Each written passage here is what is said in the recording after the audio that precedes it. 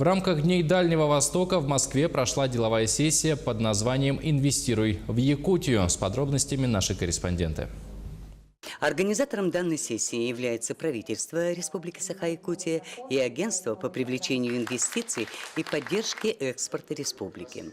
Приветствуя участников, глава Республики Саха-Якутия Айсен Николаев отметил, что инвестиционная политика Якутии призвана стать действенным инструментом в достижении поставленных президентом Российской Федерации национальных целей развития страны до 2024 года. Мы входим в топ-10 регионов Российской Федерации по инвестициям на душу населения, порядка 400 тысяч рублей на человека, по уровню развития человеческого капитала, который отражает большой потенциал создания в республике отраслей инновационной и креативной экономики.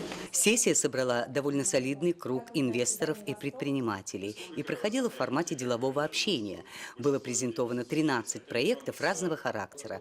Это и строительство водоузла, переработка углеводородов, разведка и освоение нефтегазовых участков, строительство крупных производственных объектов. Мы как раз ведем переговоры и активно сотрудничаем как с региональными властями, с муниципальными властями и, конечно же, с Министерством Дальнего Востока, с нашим правительством, с министерствами финансов, экономического развития, потому что мы хотим действительно развить достойную инфраструктуру. Ключевым моментом деловой сессии стало подписание меморандума о взаимодействии между правительством Республики Саха-Якутия, Агентством Дальнего Востока по привлечению инвестиций и поддержке экспорта и обществом с ограниченной ответственностью Национальный альянс туристических агентств.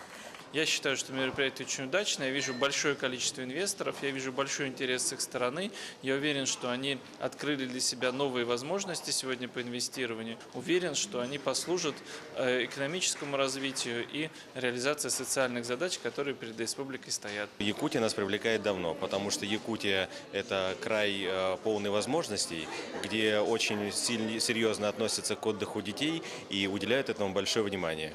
Плюс после небольших изменений в правительстве вашей республики пришло к власти руководство, которое очень демократично относится ко всем новым механизмам, в том числе к механизму ГЧП, и настроено на привлечение инвестиций в регион.